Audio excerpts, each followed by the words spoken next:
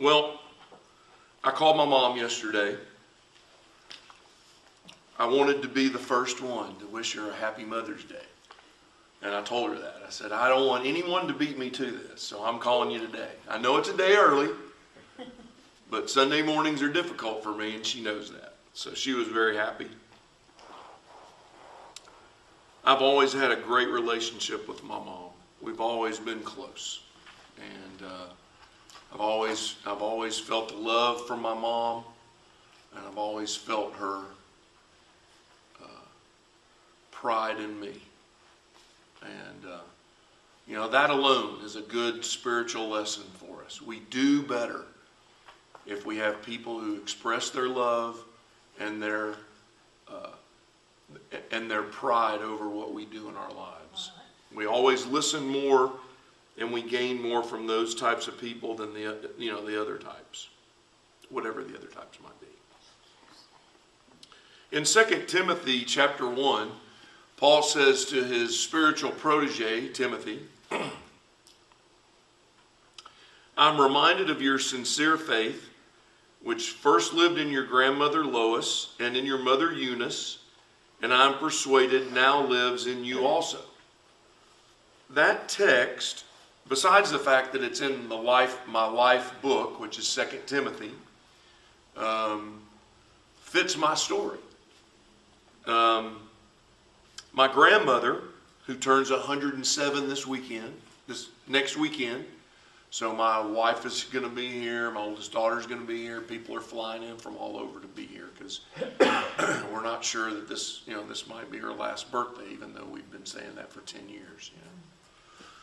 But my grandmother is a spiritual, just a great spiritual woman who had a tremendous impact on her 6 children, her 18 or more grandchildren, and 20-something great-grandchildren. And I thought about calling my mom and finding out how many great-great-grandchildren. But the fact of the matter is, now my grandmother's at a place where, the great-great-grandchildren don't get to really know who she was, because she's can't see, can't hear. It's just sad.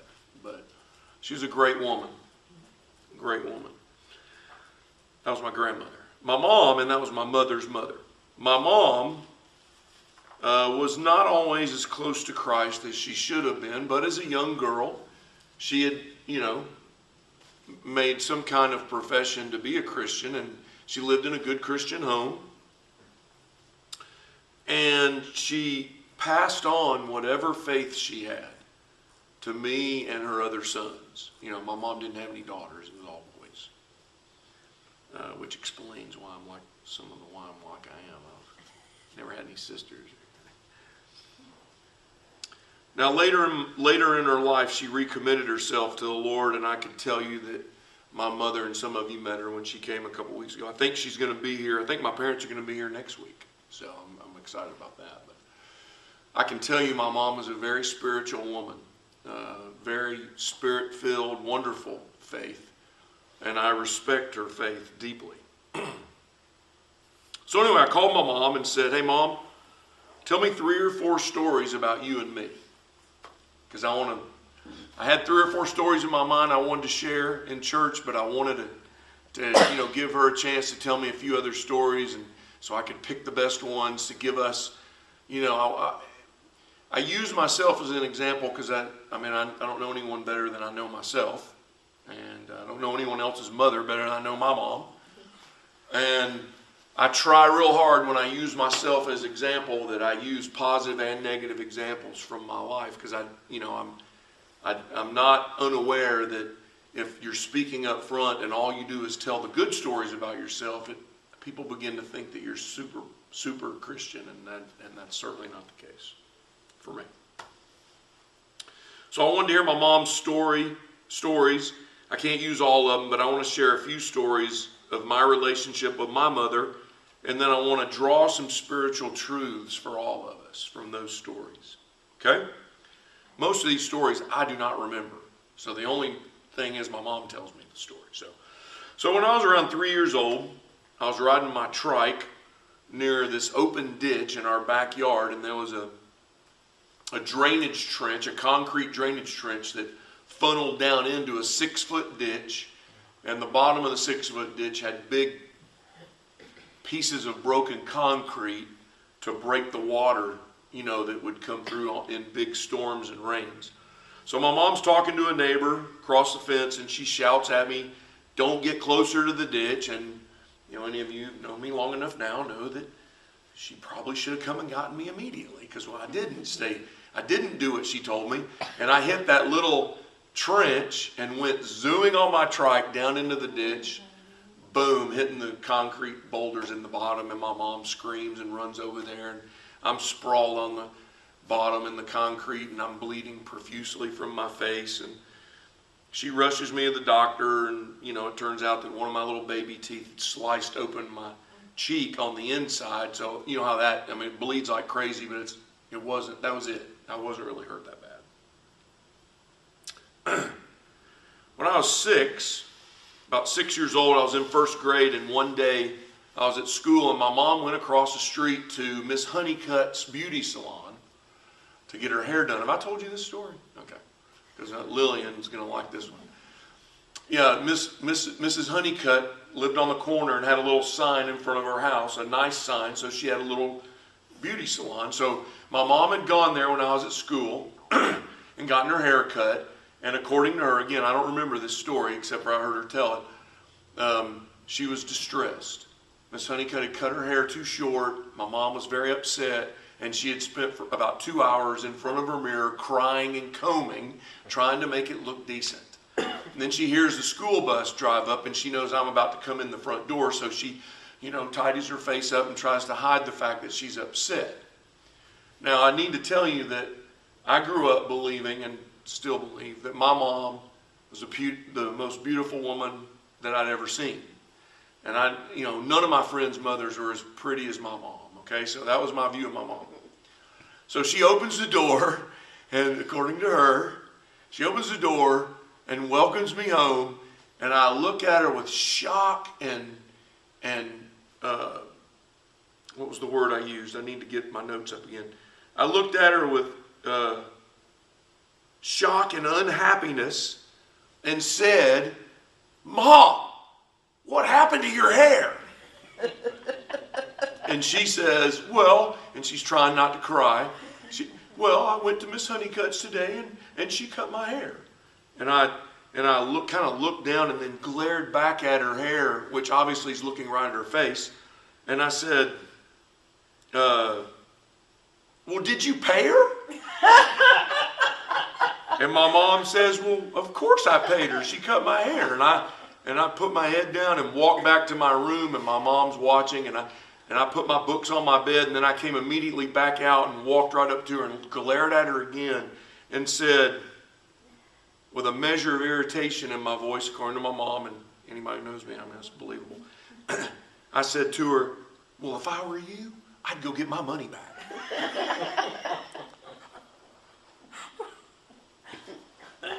Hard to believe I could be like that when I was 6, isn't it?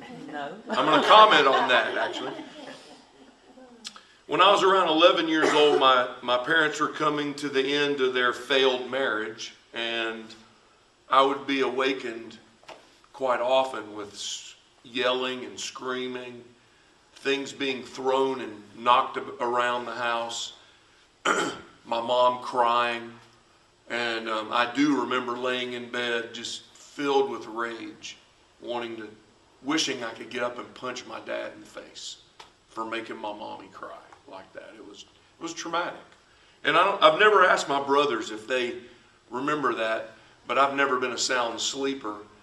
I think my brothers probably slept through it. I don't know. But around this time, and again, this is another story that I don't remember, but my mom told me this story yesterday. Around this time, they got divorced when I was 12, so this is when I was 11. Things were really not going well. They fought almost every night. And my mom said that I had gone and taken all the money out of my little piggy bank. And just by the way, I was not a very good saver, never have been. I spent any money my parents gave me, I went immediately to the store and bought candy. My older brother squirreled everything away. You know, on Halloween, I would eat my candy like within 3 days, and my brother would, you know, measure it out. And 6 months later, he had candy, and he would torment me by eating it in front of me slowly. I emptied my little piggy bank and got on my bike and went to the store and brought my mom back a heart-shaped box of chocolates for Valentine's Day. And I'm getting emotional. She told me yesterday, she started crying when she was telling me this, that she didn't get anything for Valentine's Day that year, and that me giving her that box of chocolates had really meant something to her. And of course I started crying when she was telling me the story as well. I wish I could remember the event, but I don't. So she thinks that I knew my dad was not going to get her anything, and that I wanted to make sure she got something. So when I was in, this is fast forwarding, when I was in junior college, living with my parents, and you remember my parents were divorced, so now, you know, my parents, when they come next week, it'll be my stepfather, who I've called Dad for a number of years now. My dad passed away, and I wasn't real close to him. I'll make reference to that. But anyway, so my parents had a little boy. So my youngest brother, Lee, was about 4 years old, and I was in my room studying, and my mom was watching Days of Our Lives on the television, and my little brother was about 4 years old, and he was playing with his cars on the coffee table. And my mom says, and I don't remember this either, I walked out and just came up to my mom and said, "Mom, you really shouldn't be watching this junk with Lee in the room. He doesn't need to be hearing this." And now I was already a believer. You know, I was already a believer, and I was a very aggressive, bombastic, in-your-face believer. So when she told me the story, I cringed a little bit. But I said, "You really shouldn't be watching this junk. You know, Lee doesn't need to be hearing this scheming and nastiness that these people are trying to figure out how to hurt each other. It's not a good influence for him." And I just walked into the kitchen, and my mom said, "You know, when you said that, the first thought that went through my mind was, hey, I'm the mother here, and I don't need you telling me what to do." But I'd walked off before she said anything, and she said, "Then I thought about it, and I thought, you know what? He's right." And she got up and turned the television off, and she told me yesterday she's never, ever watched a soap opera ever since. And I tell you that as an example of my mom. She had become a believer again. You know, I do take a little measure of satisfaction in that her rededication of her life happened because of my faith. You know, when I came to Christ, she was very moved to see what was happening in my life, and so she rededicated herself. But that's a great example of how my mom's faith took hold in her life. Now, I'm not condemning anybody for watching soap operas. My point was, with her 4-year-old son sitting there, it was not a good idea. In fact, I asked her on the phone, "Now, Mom, was I belligerent? I mean, was I preachy when I told you that? Because that's the way I tended to be." And she goes, "No, you were very sweet. You just matter-of-factly told me I shouldn't be watching it," and walked off. And I was like, "Oh, thank God I wasn't my normal, self in many ways." I remember my mom praying with me at night to put me to bed when I was a boy. Usually now lay me down to sleep or something very simple, but it had an impact on me as a little boy. I mean, when your mom prays for you or prays with you, I don't care how deep it is. It doesn't have to. It made an impact on me as a little boy. I remember having my mom wash my mouth out with soap for using the N-word. I'll never forget. That's a vivid memory I have. And I don't recall ever using the N-word again, at least around my parents. I wish I could say I never used it, but probably did. But having your mouth washed out with soap is something you will never forget. Anybody have that happen other than me? Richard, there you go. I remember my mom spanking me. Now look, I was a rambunctious, I know that's hard to believe, but I was a very aggressive, rambunctious little kid, and I was uncontrollable. And so my mom whipped my tail a lot. I needed it. My dad whipped my tail a lot. I needed it. When I remember vividly I don't remember getting the spanking, but my mom had a little thin red leather belt that she wore with one of her fancier outfits, and she figured it would hurt, and I don't remember the spanking, but I remember something like it, so I might remember it. I don't know. It might have been blocked out of my memory because it was so painful. But I remember getting spanked with that little red belt, and I remember taking her sewing scissors and cutting it into 2-inch strips. I do remember that. And then I remember my dad beating my tail after that. All of which I deserved, by the way. Now I realize that some of you may not have a great relationship with your mother. I don't know. But as I've mentioned in the past, my relationship with my dad never was good, especially after the divorce. I don't hate him. When he died, I didn't hate him, but I wasn't close to him. And so I do understand if you have a relationship with one of your parents or your mother that wasn't close. I know the way that feels. But I think one of the points I want to make is that our faith really can be transmitted to our children. Now, I'm not one who, you're not right with God because your parents are right with God, right? I'm not saying any of that. But I do believe as we make effort to transmit our faith to our children, that it does have effect. And we trust God that He is imparting something through us, and that it'll make it easier for them to make up their minds to be where they need to be with Christ. And it's never too late. It's never too late for our children to do what they need to do. Some of my siblings have had times of estrangement from my mom, and it pained her greatly, and it pained me to see it. But every one of them has come back around, and a lot of that was their relationship with Christ as well. We all need the love and support of our mother, and our mother needs to know how much we love her and how much we treasure her as our mother. I know it's easy to say, and it can seem a little bit trite, but nothing can replace your mom. Nothing. Nothing can replace your dad either, especially if you have a good relationship with your dad. Nothing can replace that. But I like the fact that we have a day where we can make sure that we tell our mother how much they mean to us. When I rode my trike into the ditch, my mom was there to rescue me. She probably would have done better not to let me run into the ditch, but she was there to rescue me.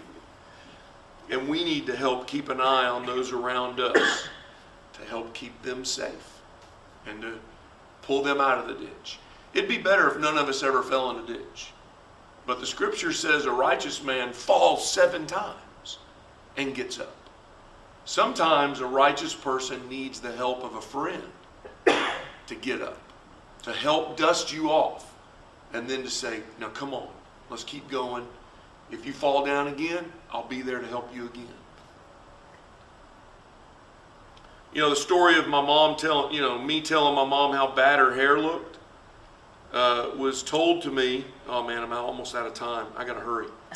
Was told to me during a period of my life where I was beating myself up for the way I am, my personality. I say things before I think. I do things before I think. I'm very impulsive. And I was in a period of my life where I was really beating myself, emotionally. And my mom told me that story. It wasn't very many years ago. And it was like God helped me realize at that moment, this is who you are. Don't hate yourself. Don't loathe the fact that you have a personality like you do. There are positives about my personality, and there are negatives that come with that. And that's one of the words this morning. Don't hate yourself. Don't judge yourself. Your personality cannot be changed. In the church, we have a tendency, I believe, to hone on people on their personality. Now, can we minimize our negatives? Yes. Should we minimize our negatives as best we can? Yes. But you're made the way you are. And you can't change that. So what we have to do is we have to rejoice in the way that we're made, try to accent the positives, minimize the negatives, and love ourselves. Jesus said, love your neighbor as you love yourself. So if you don't love yourself, the implication is you're not going to love your neighbor like you should. So that was story. See, I'm done. Okay. All right. All right. Can I go over just like, I know I've never done this. I'm sorry. Just going to go over time. See, this is my mom. It's my mom's fault because it's Mother's Day. Mom, it's your fault. I'm talking about you.